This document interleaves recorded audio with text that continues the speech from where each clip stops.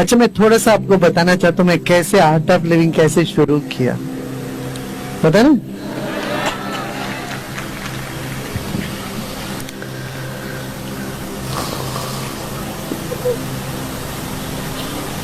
तीस साल पहले, 30 नहीं 32 साल पहले मैं एक बार पुरी में था, भुवनेश्वर में था।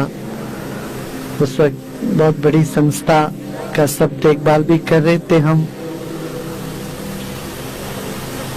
तो वहां जो संत, इस वक्त संत समाज थे,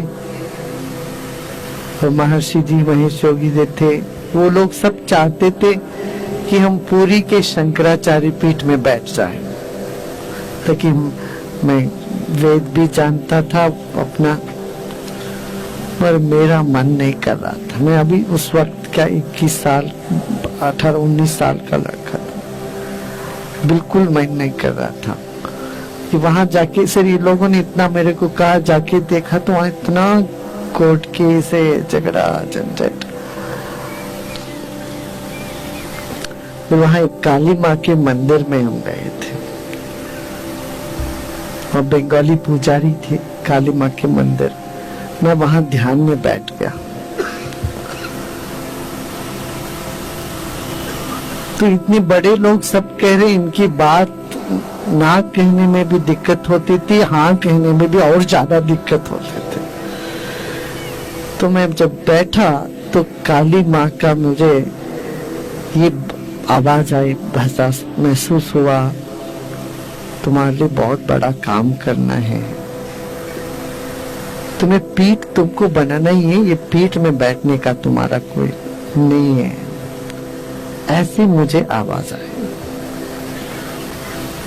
तो तुम इतना उदास मत हो ना, उठो, तुमको बहुत काम करना है।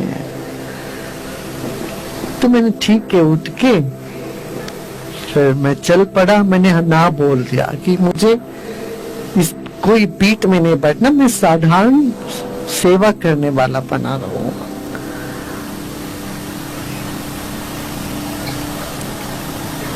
तो फिर वहां से भी कुछ दिन मौन में भी रहे। हम सिर्फ शाम को बात करते थे, दिन भर मौन में रहते थे। पुरी में थे, पुरी में उन दिनों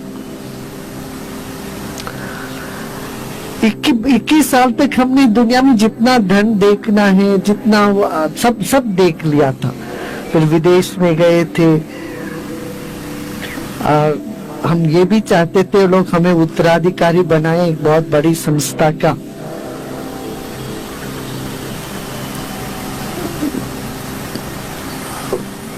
और मुझे लगा मैं तो एक सोने की पिंजड़े में बंद हो जाऊंगा, ये मुझे मंजूर नहीं थी। तो हम गांव-गांव में काम करने निकल पड़े। कहा पूरे देश दुनिया सब घूम के देख लिया था। फिर आके कर्नाटक में छोटे छोटे गांव में जाते, घरों में बैठते, ज्ञान की बात करते, सत्संग करते। लोग समझते पागल हो गए, अरे इनको तो अरबों खरबों की संपत्ति दे रहे, हेलीकॉप्टर है, प्लेन है, ऐसी बड़ी संस्था में रह रहे, अब ये सब छोड़ के ये गांव में क्यों जा रहे हैं?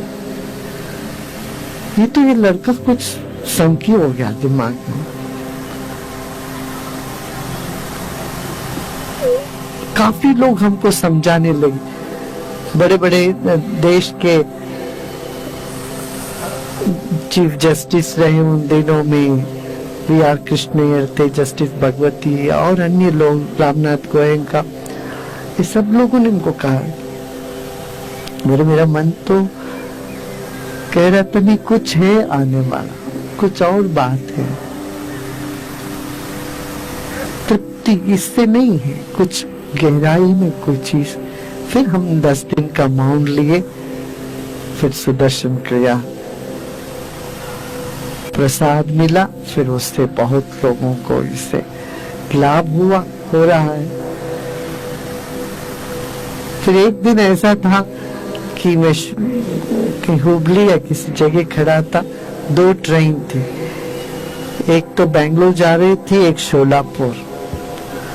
यदि मैं बैंगलोर वाला ट्रेन लेता तो आर्ट ऑफ लिविंग नहीं शुरू करता, शोलापुर वाला ट्रेन लेता तो आर्ट ऑफ लिविंग शुरू होता।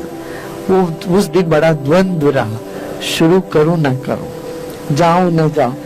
हमारे मन में तो कोई और कर लेगा, ये अच्छा काम है, कोई और आगे आएगा कर लेगा, मैं क्यों झंझट सब सिर पे लूं, मैं आराम से, अभी बहुत आराम से हूँ, सब कुछ है, मुझे कुछ नहीं चाहिए, मैं क्यों कोई संस्था शुरू करूं, कोई प्रचार शुरू करूं। ये भाव बहुत जबरदस्त थे।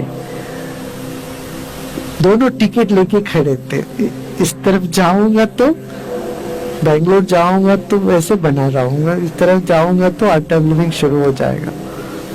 फिर अपने आप मेरा पांव चल करके उस ट्रेन को पकड़ लिया जो शोलापुर के।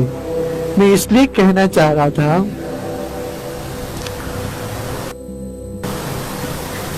हमें 21वां साल में मैंने दुनिया में सब देखते, इतना संपत्ति, सुख सुविधा, कोई चीज की कमी नहीं थी, मगर एक दिल में वो बात रही कि जब तक मैं उपयोगी नहीं बनूं, मेरा जीवन किस काम का है। जब तक मैं सबका नहीं बनूं, तो गांव गांव में फिर हम गए और स्कूल शुरू करी। कुछ पैसे नहीं थे, कभी किसी से नहीं मांगा था, मगर जब जो चाहे वो अपने आप आ जाता था। आज तक हम किसी से कुछ नहीं मांगे, अपने आप सब कुछ होता था, होता आ गया।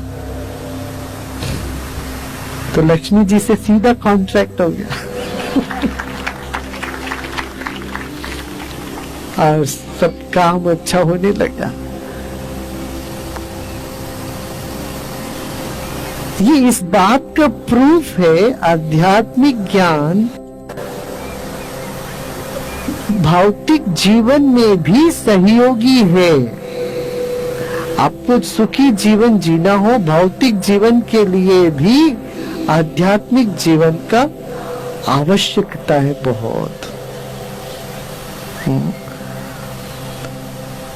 तो नारायण जहां होते वहीं लक्ष्मी आएगी। तो नारायण को पकड़ो, लक्ष्मी के पीछे नहीं पड़ना, नारायण को पकड़ोगे तो लक्ष्मी अपने आप आती रहेगी। इसका मतलब ये नहीं है कि आलसी बने रहे, नहीं, कर्मठ होना चाहिए, काम करते रहना चाहिए।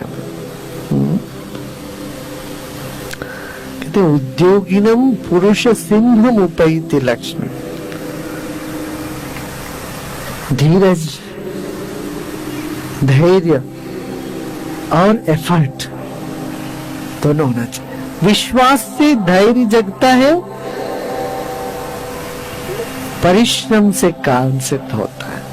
तो विश्राम से विश्वास और श्रम से कर्म, ये दोनों साथ में लेके चलना चाहिए। फिर एक समय आ जाता है जिसको हम कहते हैं नैष्कर्म सिद्धि।